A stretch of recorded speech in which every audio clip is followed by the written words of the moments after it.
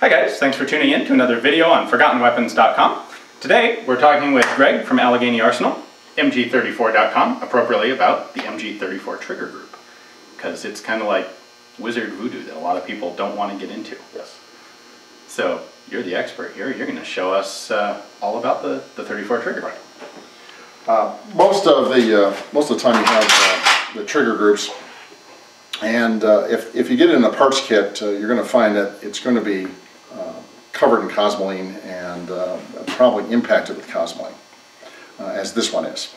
Cosmoline is thoroughly impacted throughout it. It's probably impacted underneath the grip panels, and certainly you can see it oozing out from underneath the trigger group here. It is a pretty gunky one. It is. And even if you have a clean one to start out with, if you actually have a trigger group in your gun and it's firing, you're going to end up with unburned powders and with oils and the thickened oils and grease inside here. And from time to time, you're probably going to want to clean that out, because it's all the parts that are basically operating your firearm. But the group itself is a little daunting to take apart if you've never done it before. So we're going to try to do that here and show you exactly how to take this apart and what to do to put it back together again and help you clean it. Okay, we're going to start by taking apart the internals of the trigger group. The first thing you do is pull back on the trigger and lift the trigger assembly up and out. So you pull back and you lift up on it pops up out of the back, and the trigger assembly comes out.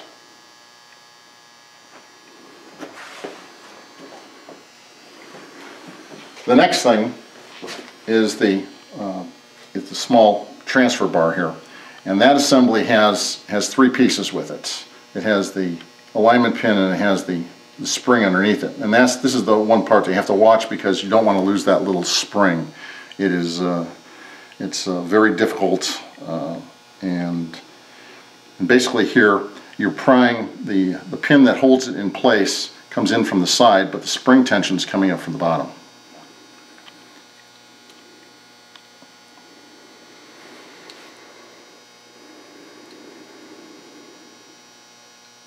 So there's the transfer bar and the alignment pin, and there's your spring. As you can see, the internal area is completely full of cosmoline, as will be underneath the grip panels. Now, you want to at least take the grip panels off once to be able to get the cosmoline out and get it cleaned up. And the grip panels are held on by two screws on either side, which one side is basically a split screw, and the easiest way to take that out is if you have a split screwdriver, but you can take it out using a small screwdriver on one side and a larger one on the other side. So the easiest way to do that is in a vise.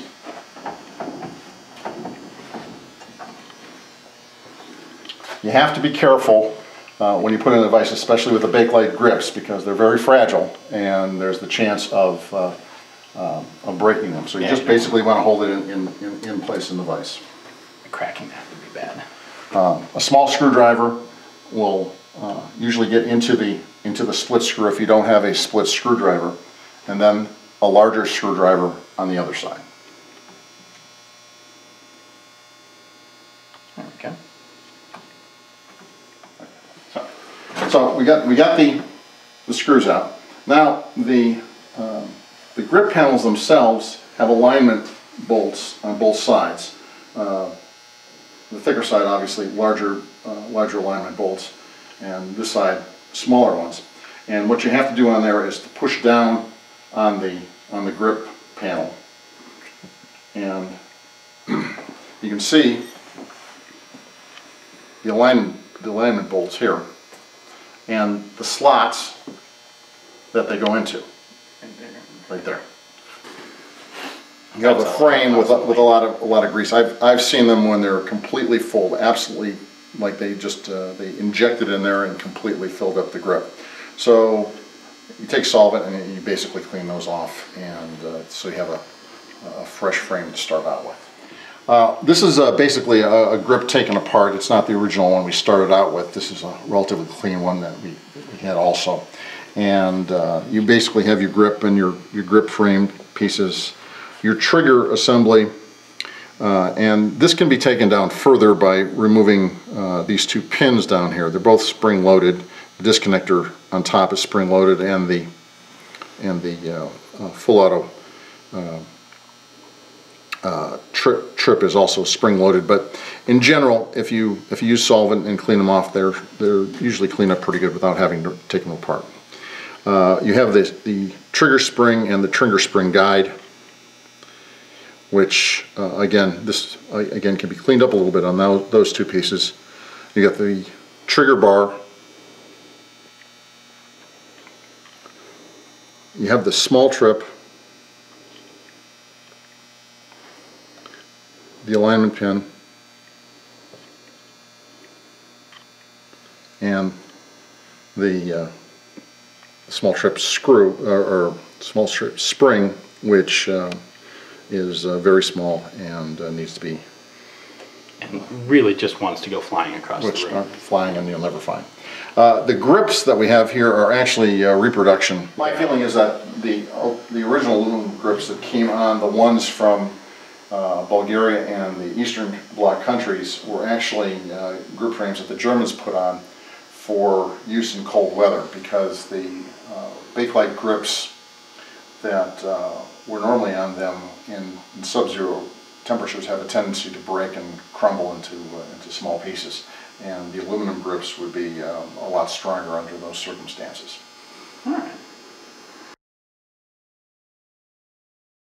All right, so let's go ahead and reassemble this. Okay, I'm going to start with the grip frame, and the easiest way to do this is by putting it into a vise. So you set it into a vise. Good idea to have soft jaws on the vise, and just put it in lightly, just enough to hold it in place. And again, the tricky part here is getting this lever in with the spring in place, because the spring is going to push up, and you have to slide the lever into the side. So you have the lever spring, and you're going to place it into the detent in the frame.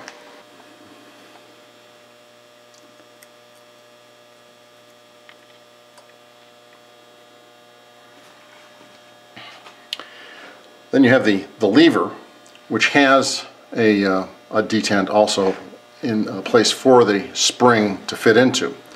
But the lever has to be pushed down and fit into the stud that's on the side of the frame right here. So this is probably the trickiest part of reassembly.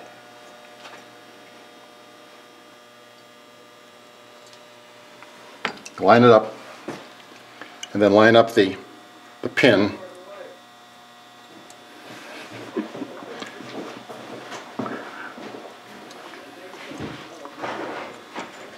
And you can test it by checking the spring action. The next thing you're going to put in is the trigger group. And this is basically the bare trigger group. You take the trigger groups, the trigger spring, and place it into the back of the trigger. And the spring guide. And this has to be put in so that it's vertical. It won't work if you have it on the side horizontal. It's got to be vertical. And that has to fit into the notch that's down below. And basically you have to start out tight and at an angle and get it in place. Again, you can test the trigger action just by pulling the trigger. Then the next piece to go in is the trigger bar, and this goes stud side down into the trigger group. So it's gonna fit in like this. So on this, you pull the trigger back, to tip it up.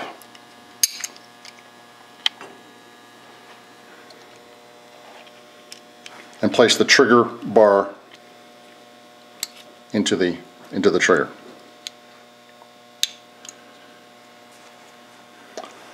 Pretty much that puts most of the internals in place. There is the guide pin, which fits on the side, and that's going to be held in place by the grips.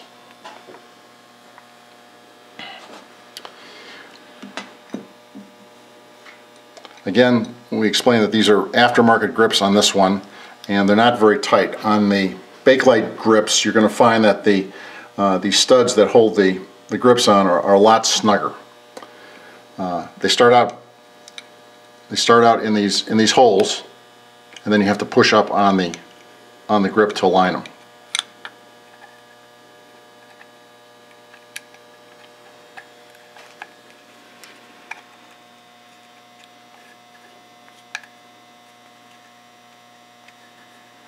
It's a little canted in that hole.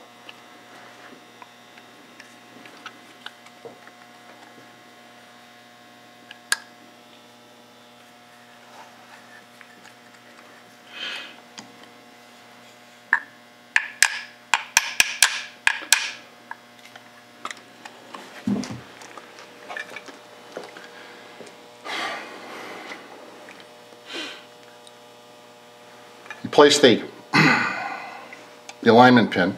It's going to be great blooper tape.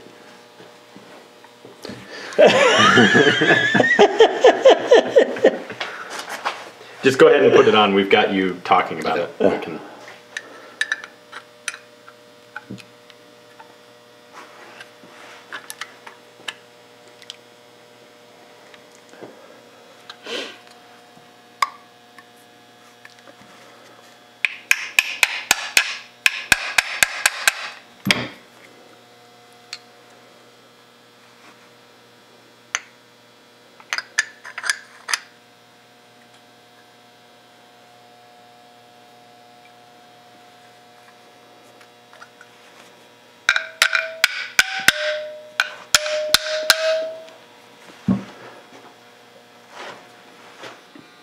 And we have the completed grip. Right.